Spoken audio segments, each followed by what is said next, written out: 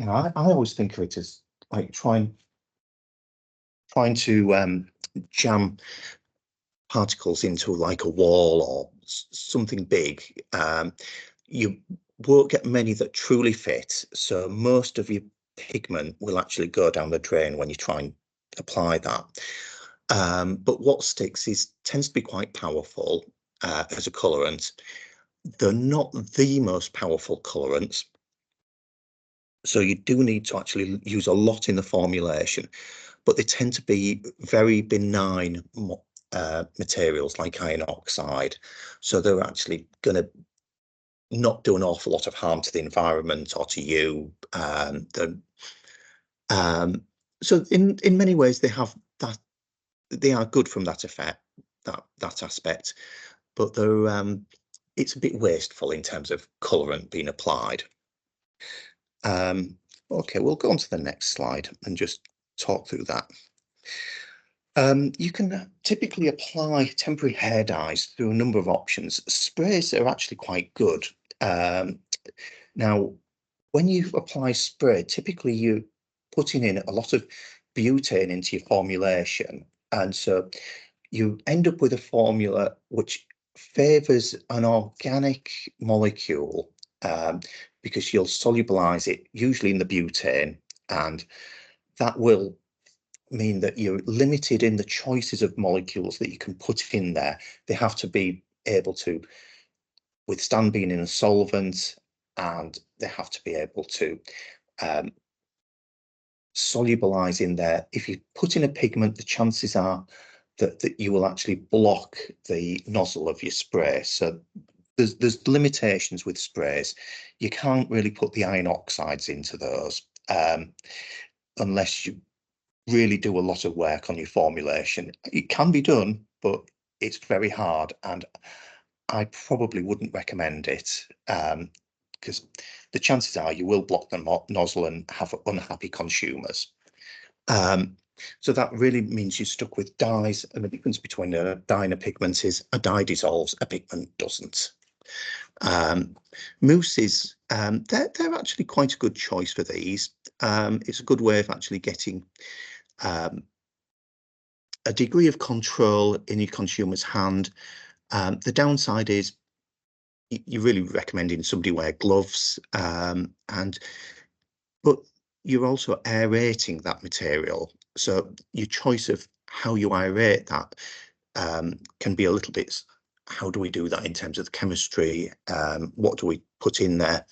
But you can, if you've got something that is easily oxidized, you can put nitrogen gas in there or carbon dioxide, and you can actually keep the shelf life longer. So there's good things in there. It's not necessarily a problem.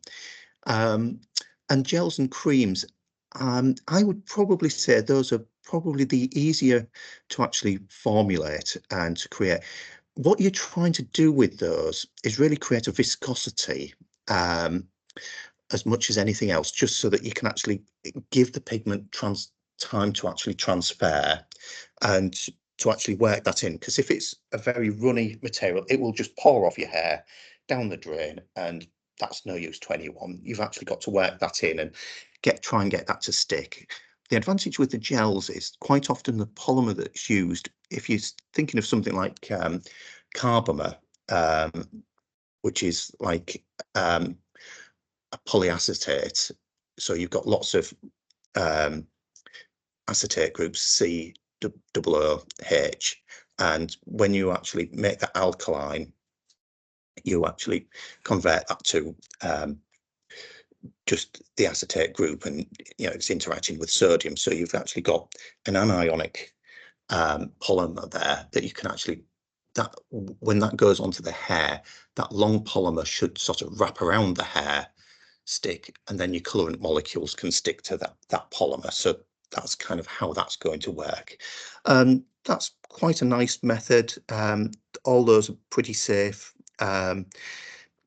You've got to have a dwell time to really get that interaction to go. I would probably say with most of these, working the hair a bit to keep it moving is a good idea, because what you're trying to do is disrupt that hair cuticle, because the cuticle is made of layers, isn't it? And you've got the wrap around the hair, and what you're actually trying to do is just dislodge the cuticle a bit to actually hold on to a molecule and wrap around.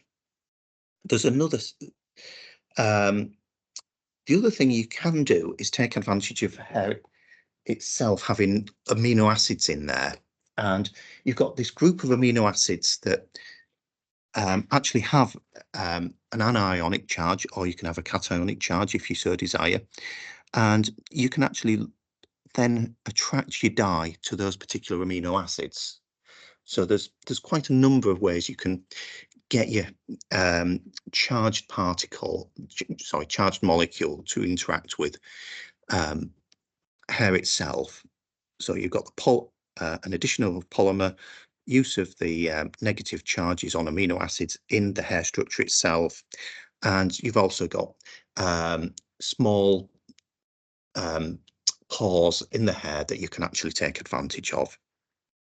Now, these are all hair colours that operate through that cationic attraction, and what you can see on all of these is you should see a positive charge on the main dye molecule. The other thing that's interesting is that a lot of these are what we call azo dyes. Can you see that double nitrogen bond there? Those have had a bit of a mixed reception in over the years, because people have worried about those splitting apart, forming amines that can potentially cause nitrosamines, but I'm not.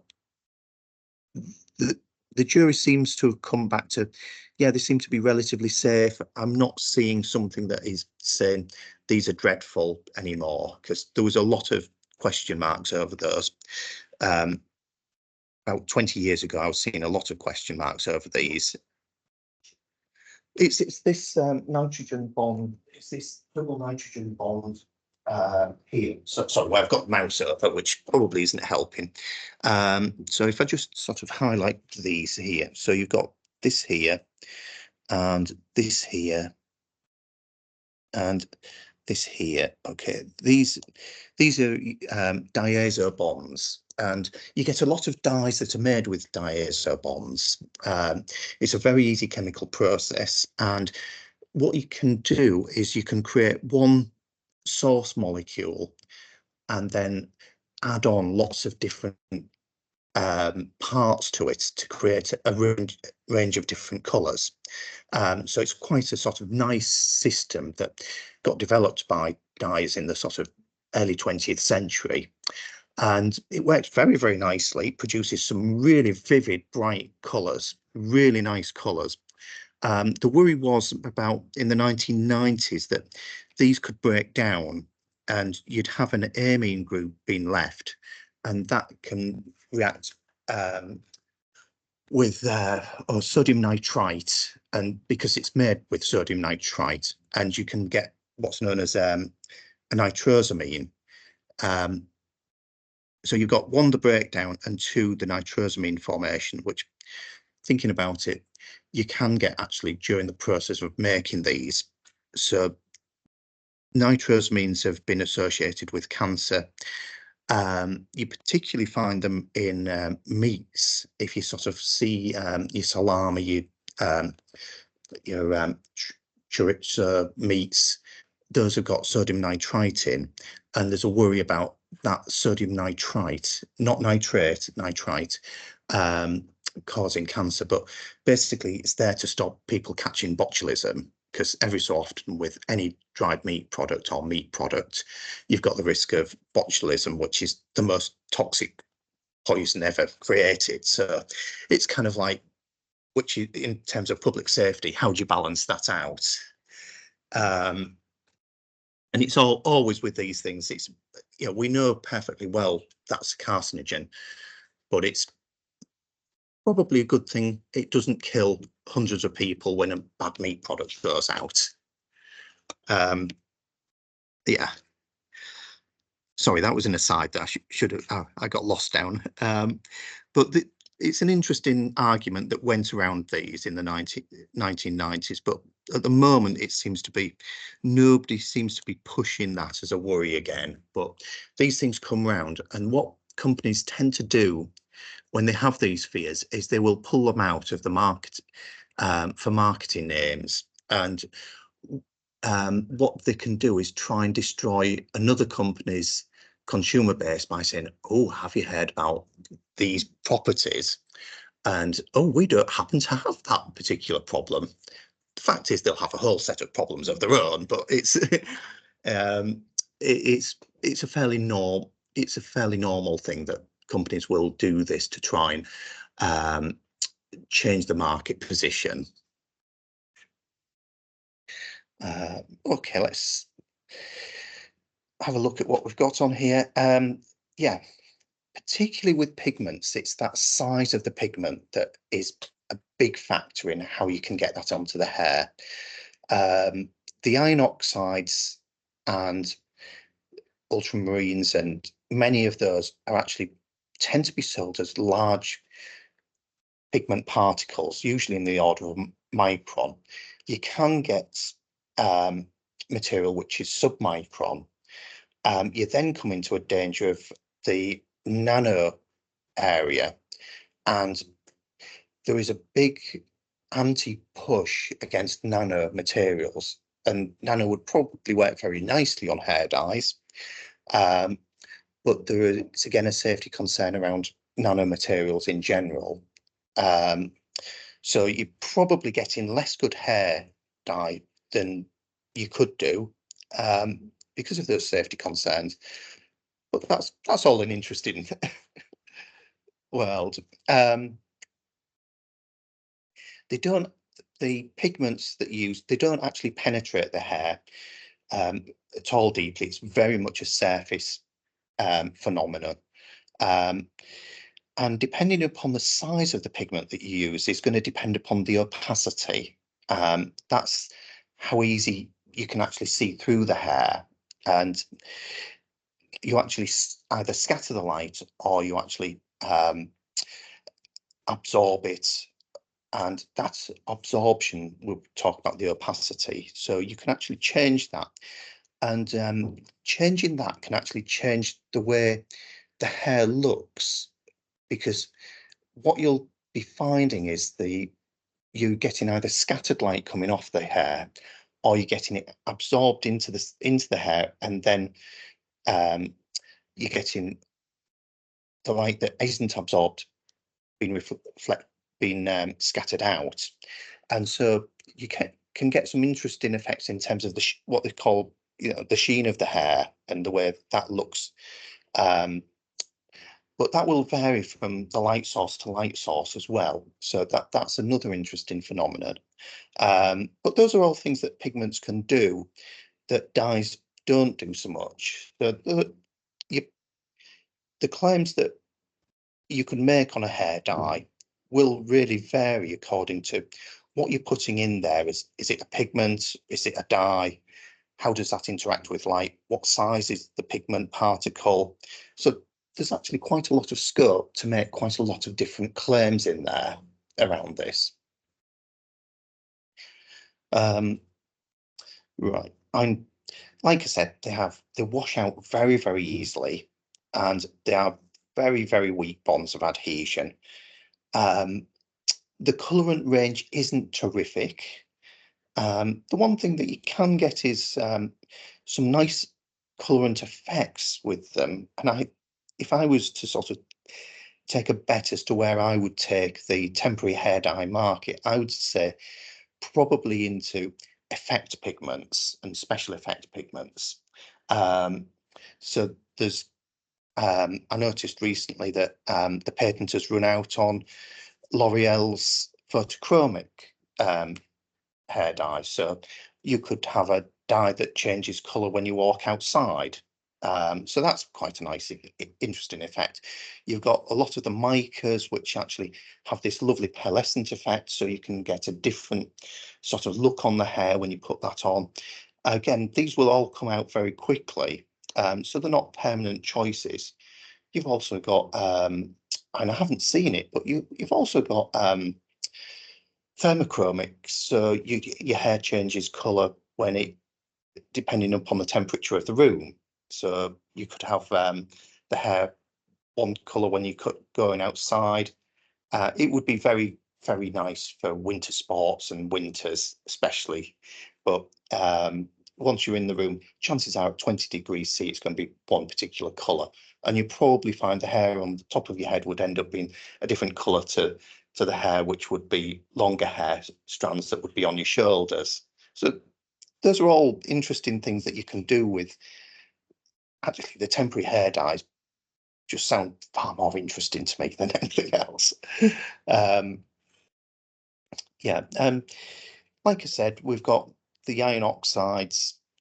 They've been around for a long time. Magnesium violet's a little bit of an odd one. It is a metal oxide in essence. It doesn't behave too nicely towards moisture and water and being dried out. So I'm not a great fan of that as a pigment. But the ultramarines, again, they behave very much like the iron oxides. If you put any acid on them, they lose the colour. So that can also mean they wash out very quickly if you choose to get rid of them. And now we'll talk about the permanent hair dyes. The permanent hair dyes work through this oxidation system. But first of all, you've really got to prepare the hair itself. So that preparation has to be about trying to swell the hair and actually allow the dye molecules to enter the cuticle and into the cortex and of the hair. So that's actually trying to get very deep into the hair, and that's where you can actually damage hair in the process of getting it to swell and change its shape, because you're using ammonia and you're using hydrogen peroxide to do that. You then have this dye system which starts off as some very small soluble dye molecules, and using ammonia to keep these soluble because they're all amines, these. And what they do is they will actually go into the hair itself, and in there will be a chemical reaction, and we call that the oxidation reaction. You can also add in some additional reagents to actually tune up the colour to one that you want, and those are called couplers. But you tend to have this in two bottles, one a developer and one a colourant, and that's how this permanent hair dye system works. Now the hairstylist in the salon will use a bit more of the um, developer fluid, which is largely hydrogen peroxide, to often take down the colour of the hair, depending on the actual shade. Because what you can do with that is it makes it easier to actually make the colour look good when you've actually put that on. Because you'll have residual shades like yellow, and you can end up interacting with the colorants to end up with shades that just don't look right, like green. You're trying to always offset greens with these systems. And finally, you have to close this down. So you'll have a slightly acidic hair shampoo that will actually close the cuticle, and fingers crossed it's all sort of closed up and keeps that dye in till the hair grows out. And what I've done here is put up a typical formulation, and this is taken from a patent, and you can actually break this down into this is the developer, and it's basically pretty much an emulsion that you have there, and the duty of that is really to give a viscosity or rigidity to the actual formulation. So when you actually put that on the hair, it doesn't run off, it sticks around, It'll feel a bit more like a shampoo to the customer, so it won't feel strange. Now, what will be happening at the same time is you've got this hydrogen peroxide system, um, and hydrogen peroxide is inherently unstable. You know, it's basically used to power rockets, and it's yeah, when it's stored on chemical plants, you've normally got lots and lots of safety concerns around it in large quantities because it's explosive. It's not nice stuff, basically. So you end up having to put in this phenacetin, which is this light stabilizer. So you want to be keeping those in the dark, and you really don't want those around anything that is. Well, you want to be keeping those kind of things out of the way. You know, they don't want to be somewhere too precious. Um, Sorry, my mind's wandering a little bit with those things because I remember in the chemical industry getting quite a big lecture on hydrogen peroxide storage, and it was 2 hours of bad news, basically. But in small quantities, it's not too bad. I have hydrogen peroxide at home for cleaning contact lenses. At very low concentrations, it really isn't that much of a danger. You know, it's not something which I would feel uncomfortable having in the house. Um, Now, yeah, so what you're trying to do is set this system up so you've got the two elements that are going to react together in two separate bottles, and only when you combine them do you get the work being done. And this is the actual colorant formulation.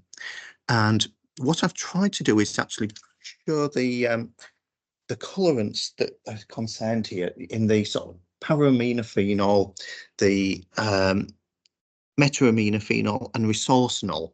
Those are the ones which actually do the colorant work, and you can see they're in incredibly small quantities. These are very, very powerful dyes. Now, the paraminophenol, I think you've actually come across that in.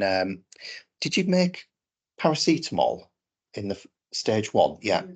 Now, the starting material for that, I think, was the paraminophenol, and if ever what you didn't see was a whole mess that makes when you walk out of the room, especially when you come back on Monday morning, because what happens is that will go incredibly black over the weekend as it oxidizes up, and it's that oxidization that actually is taken advantage of in the hair dye. But that's literally, we would cut as a technician, I'd be coming in on a Monday, and anywhere that hadn't wiped up very thoroughly, I would just see as like a great big pool of black. And it's kind of like, oh, didn't get that bit. um but yeah, it is.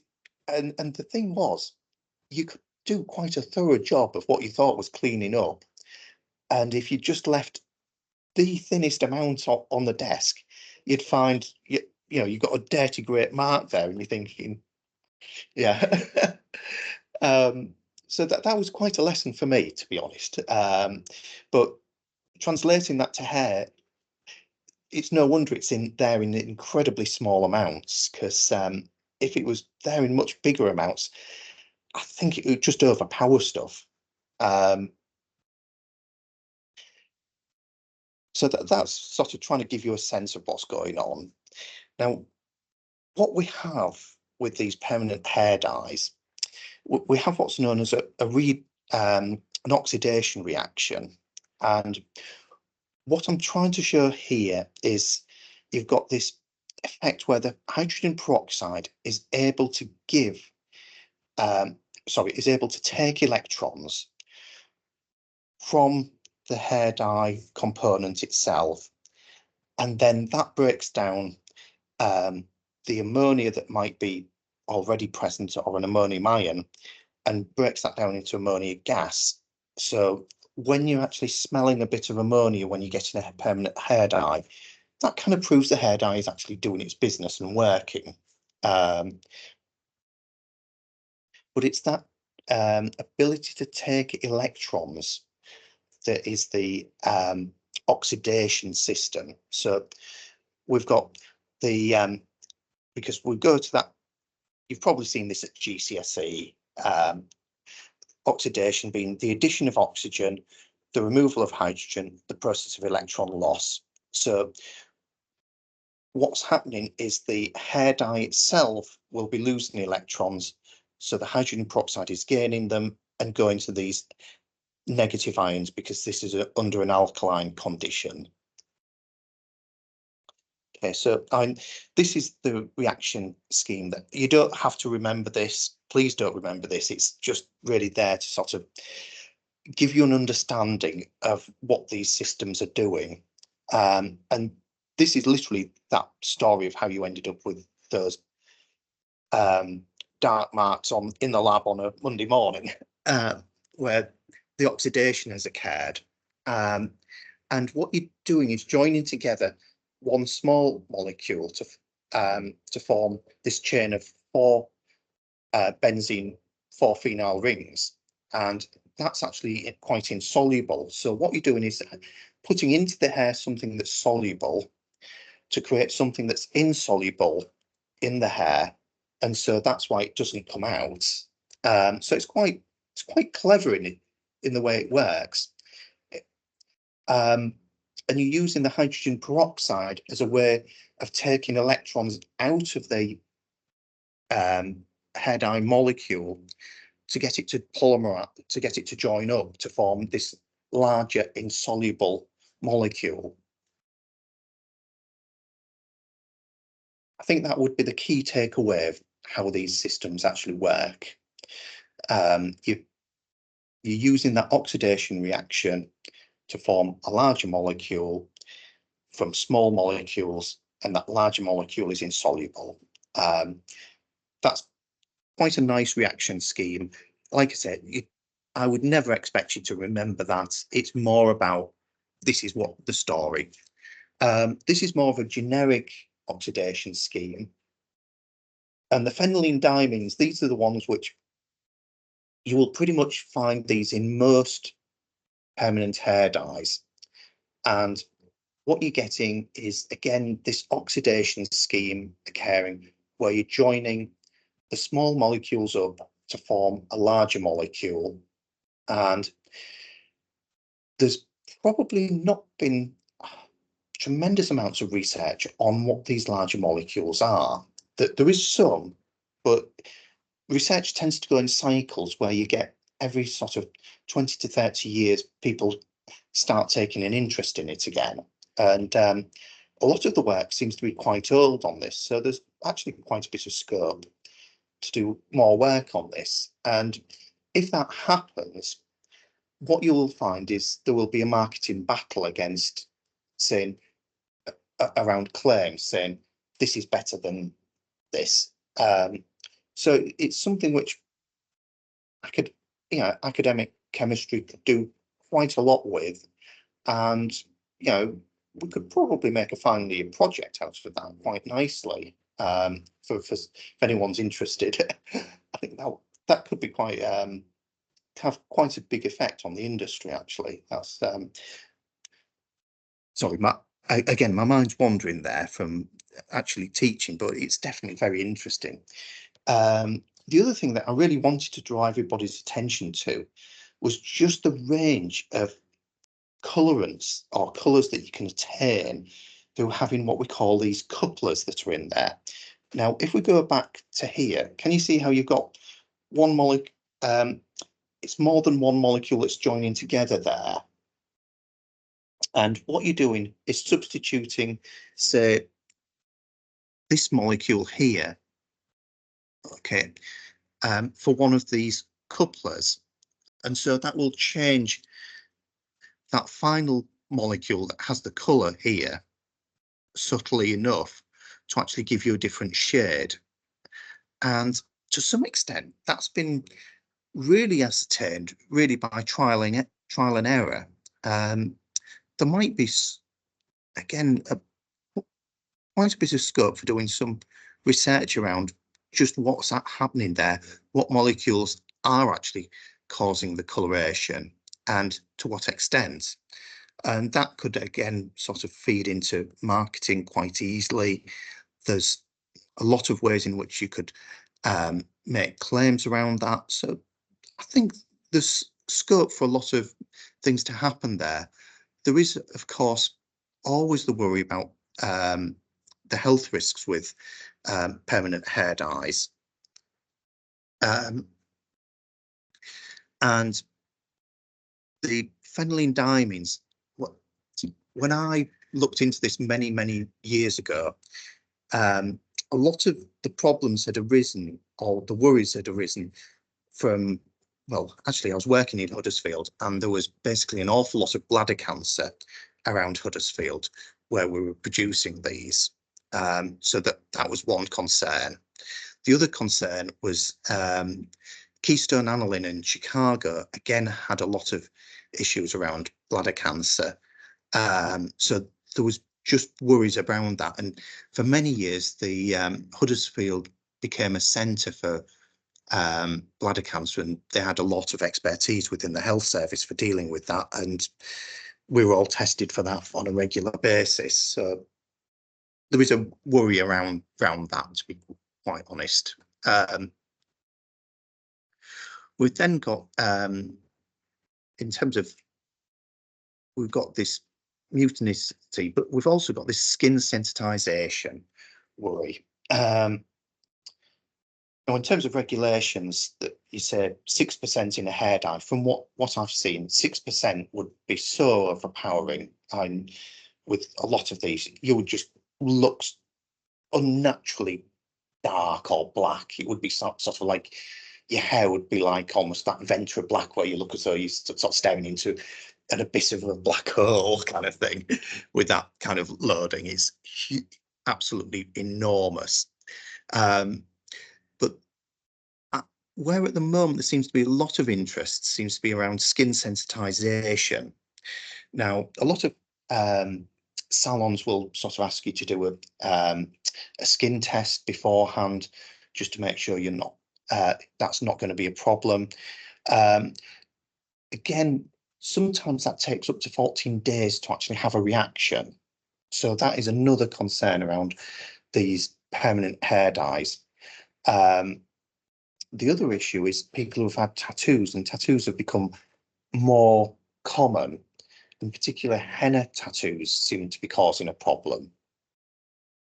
So this is again where there are issues. And what we call it is contact dermatitis, and it really is quite nasty when you do get it severely. It's I've got some pictures later on. Are you okay seeing those? Or okay. But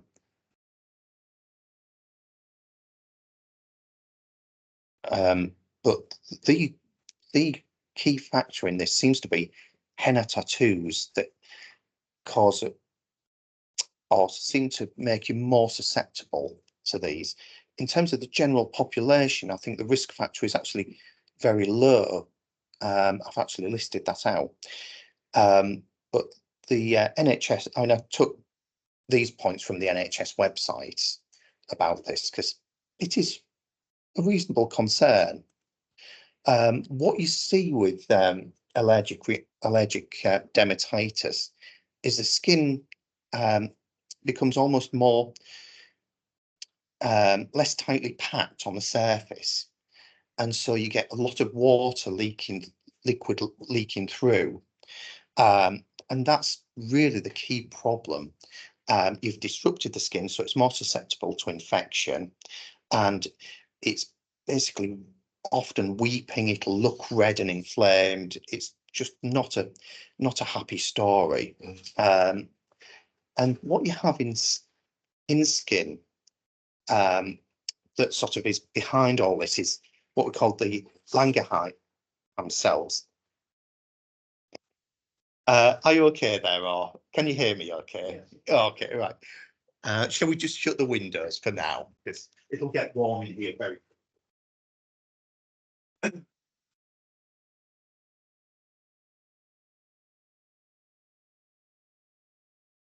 think that's a bit better. Yeah.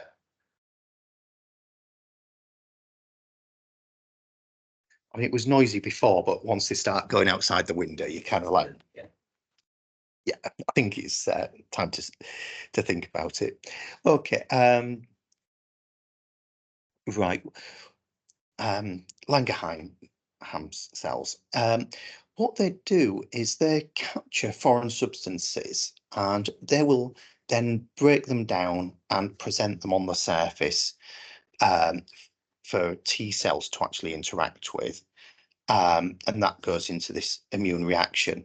And those Langerhans cells are sat in the skin, and you'll have seen those on lots of your diagrams of skin in earlier.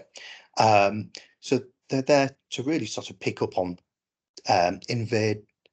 invasive bacteria and viruses. They're not really designed. The system isn't really designed for hair dyes, but there's a problem.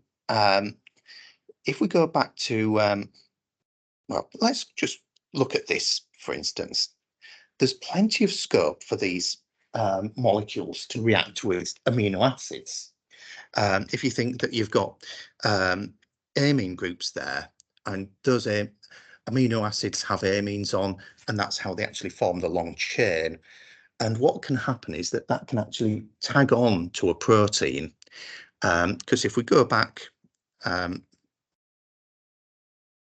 our amino acids, okay, and what you can see there is you've got, it's easy to stand up points of these. But you can actually tag these on, say, with these charges, but you can also react an amine group with your carboxylic acid group, and that will form peptide bond. Now, when you do that, you're starting to create something different, and it will have a different shape to that protein, and it will change that quite substantially. And what that's doing is creating something known as a heptan. And heptans are able to elicit a response from the immune system. And this is where we get this diagram from. And once you get into that heptan formation, you can actually get this then being digested by this antigen presenting cells, such as the Langerhans cell in the skin. And once that occurs, that will present a modified usually these cells actually break down proteins to just a few amino acids, small chains, and they present them on the surface of the cell for a T cell to actually pick up, identify, create an with its own antigen. That then actually is able to proliferate and then create, ultimately go out and tackle that and that heptan and try and neutralize it and take, because normally we're talking about something that's a virus and you're trying to just stop a virus going anywhere.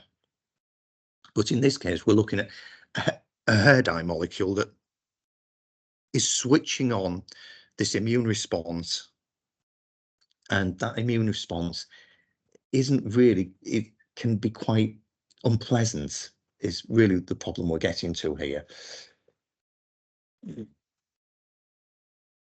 Excuse me for the coughing. So what we have, can I just take 5 minutes, because I'm about to cough and I just want to just want to get to the hour.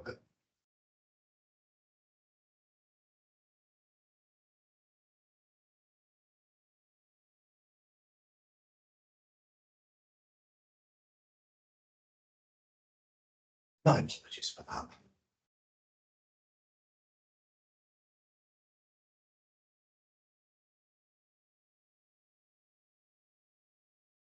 I'll turn the recording off for just a moment because I just want, and we've been going for 50 minutes, so it's time to sort of just have a pause anyway.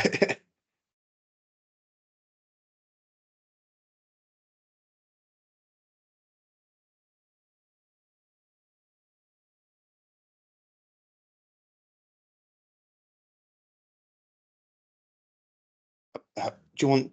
Yeah, I've got more to say, but not huge amounts. But to be honest, I just wanted to take a couple of moments just to sort of stop. Yeah, yeah, that's absolutely fantastic. Thank you for the break.